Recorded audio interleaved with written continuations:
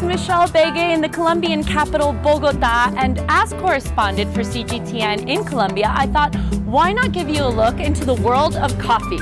Come, join me. Fernando, very nice to meet you. Thank you for having us, Luis Fernando Velez, the founder of Amor Perfecto. Hello, Michelle. A pleasure to have you here. Would you like to come in? Yes, okay. I'd love to. Thank you.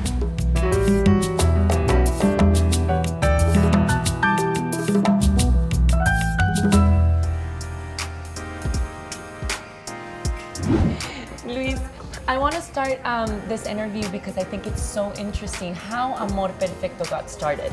Because it wasn't exactly that you decided to make coffee. You were serving coffee at a gift shop? And we used to offer to the customers in that shop coffee made in a French press. And people start to say, what is cool in Bogota? And the journalist says, the coolest thing to do in Bogota is go to Amor Perfecto and have coffee. So people start to arrive asking for the coffee shop. And we said, no, we don't have a coffee shop. What we do is that between one customer to the other one, we serve a good cup of coffee in a French press. And one day in 1996, we said, if customers are asking for a coffee shop, let's make a coffee shop. We are going to roast 100 grams, but I would like to show you exactly what is a green bean, what is a pergamino, and how to roast. Perfect, let's go. So Luis is gonna show us what happens with the beans before roasting. We have coffee trees there, we pick the cherries, and we do all the process until we have this one. According with the way you make the post-harvest process, you can have different kind of parchments. Okay. Because this is the parchment that you have if you make the natural process. What is the natural process? In the natural process, you pick, but then you don't depulp and you don't demucilage. Okay. You just leave the full bean drying in out. beds. Okay. This is the finish, and this is the natural process. Okay. But there is one intermediate.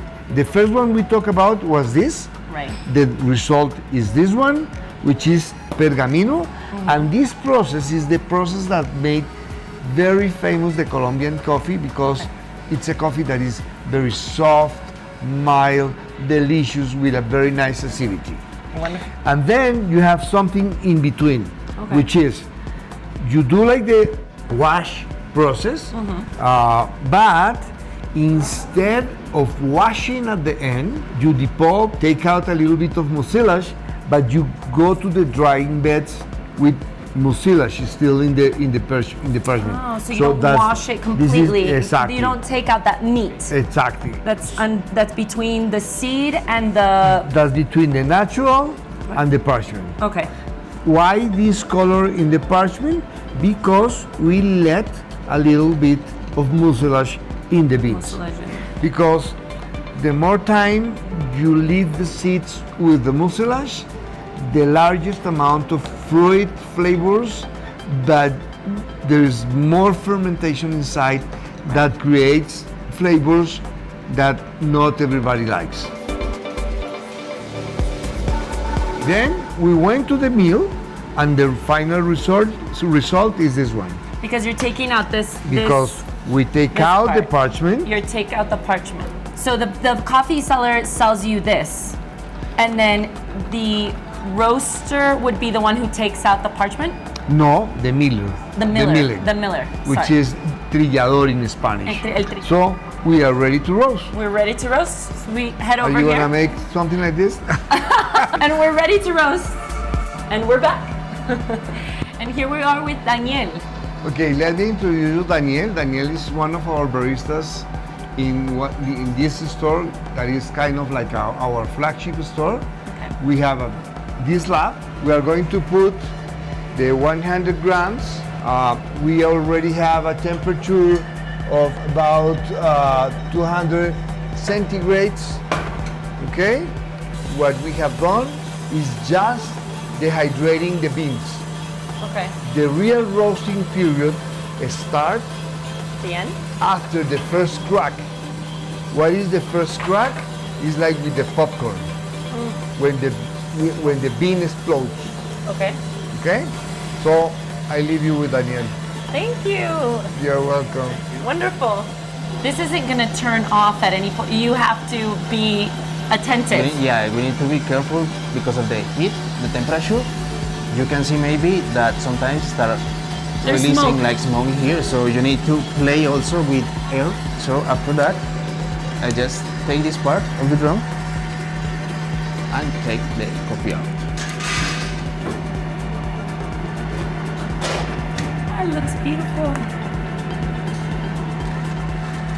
So the idea is to move it a little bit, the roaster to lose temperature. So now the best part, I think, because it's at the end and we get to drink it. But so we've just toasted. Now what are we going to do, Daniel? Yeah, we roast the coffee. So after the roasting process, you need to package the coffee in a package like this or like this. And after that, the idea is to grind the coffee that we are going to prepare. You grind it in this one? Yeah, so we can see that this grinder has these different numbers in here. So in this case, we are going to use a medium. A medium grind because we are going to prepare a coffee filtered in an immersion method. Immersion. Okay. We just receive it in here. I have a hand grinder. It takes a lot longer, but it builds muscle. So if you want, you can smell it.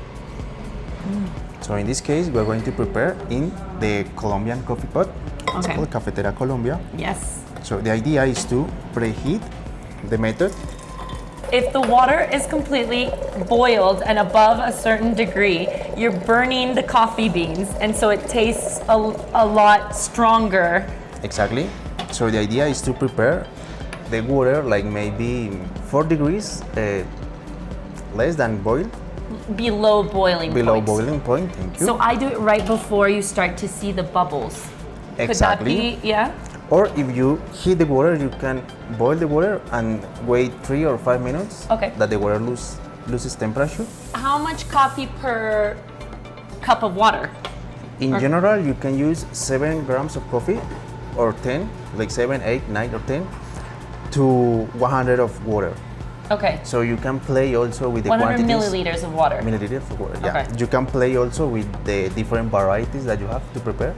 So more coffee, less coffee, more water, less water, water. you know. So in this case, with this 35 grams of coffee, we are going to use 600 milliliters of water, okay? A lot of math. And we start the time. The time is another variety, very important when we prepare the coffee. Okay. We're going to leave the coffee in there 3 minutes. 3 minutes. Another question, myth or fact? I've heard that you should only mix it with a wooden spoon, not a regular spoon. Is that true? Well, it depends on the temperature of the spoon. Maybe with a metallic one, you need to preheat it too. Yeah, so you that just you preheated don't it. create like a thermal shock. Thermal shock. He just put it in hot water. That's why I was asking. And we remove something creamy that you find after you mix the coffee. Okay. We remove it because in this case, we just have bitter flavors. So we just remove it and we're going to have sweet, more sweet and clear flavors in our coffee cup.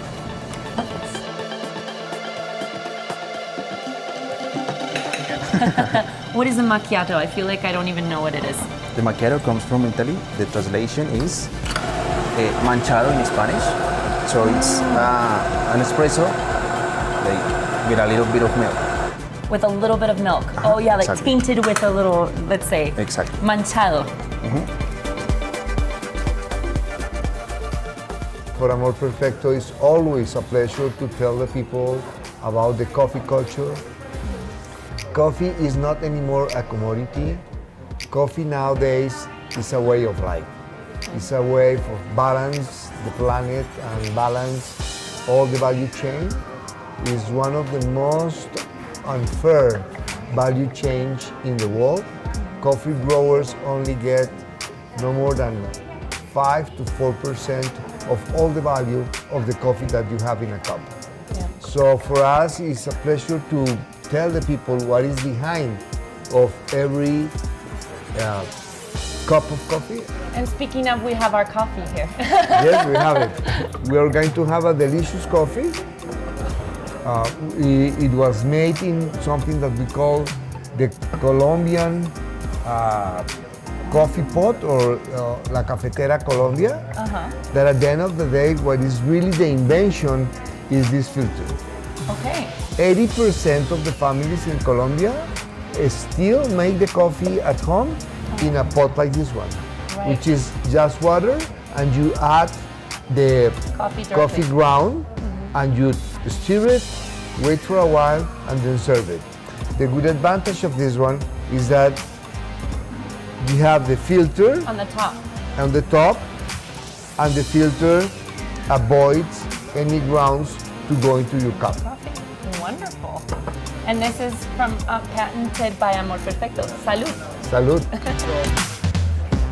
First of all, I want to share with you our idea of what is a roaster. Okay. I mean, what really makes a roaster. In the past, big industries, the multinationals, present to the customer as if they were the creators of the flavor. We roasters do not create any good flavor. Oh, wow. So the one who creates the flavor is the coffee grower, the landscape, the microclimate, the weather, how you fertilize, how you take care of the plants, and in that point, with the beneficio or the harvest and post-harvest processes, that you create the flavor. So that's why it was so important to educate the new generation. Exactly. And they are going back from, because for example, in the past, the children of a coffee grower wanted to leave the town or the farm to go to a city to work as a janitor, as a secretary, if they have good money, maybe as an engineers, but they were completely disconnected of the origin, the farm and the family. Nowadays, they leave the town, they leave the farm, but they come to a city to learn about coffee, to become a copper, to become a roaster, to become a barista. And the thing they want the most is to come back to the farm, to learn with his parents, combining the two knowledges to create new flavors at the farm and to sell the coffee to roasters that have the capacity, the culture, and the technology to find the perfect point of roast of that bean to create a magic cup of coffee. The main intention with that, up to create good flavors, is to give the possibility to that coffee grower to have a decent life, a prosperous life, because as long as a coffee grower produces a high quality coffee, the prices that he will receive are not anymore connected with the commodity trading. Which is what has been done in the past, and maybe our viewers don't know that in the past, and usually happens, that it's traded as a commodity. Coffee. And the coffee grower arrives to a point of purchase in the town, gives the coffee, he didn't know what, or she didn't know what is inside, and they receive the price, and the person buying says, this is the price today in New York, I'm going to pay you X. Coffee is an agricultural product, is a seed, which means the coffee tree produces a fruit. That fruit has a seed inside, and the first thing is, okay, you plant the tree, you wait for 18 months. After 18 months, that tree starts to produce. You pick the cherries, and you have to pick the cherries in the perfect time of ripeness. We pick only the best ones. We put it in a tank. The good ones go down, the bad ones keep up. We take out those. Then we put those cherries in something that we call the depulping process. That now it has a lot of technology because we are trying to avoid the using of a lot of water. So now there is something that is called the desmucilaginador, Okay. that I don't know how to say it in English, desmucilaginator, something like that, which means that I take out the peel of the cherry and the meat that is between the seeds Okay. and the peel. Okay. That is called the mucilage. Cherry, the pulping or Yeah. the mucilage, fermentation until all the mucilage is taken out, and then we wash and we dry. Okay. In general terms, almost 90.99% of the coffee growers, what they sell is the coffee parchment, which means the coffee seed with a peel that covers it, that is called pergamino. Okay. Okay? And what they sell is that. Cheers. Cheers. I have to be accompanied. Really, you can prepare coffee in a variety of ways, but the most important thing is the bean, right? Quality of the coffee beans and how you are going to prepare it. So it's how you are going to prepare is more like how do you like your coffee. Okay. So you can prepare coffee anywhere with anything. You just need coffee beans and hot water, and that's it. And maybe next time you can invest in your coffee beans and not so much in fancy machinery. I hope this helps when you're brewing your next coffee.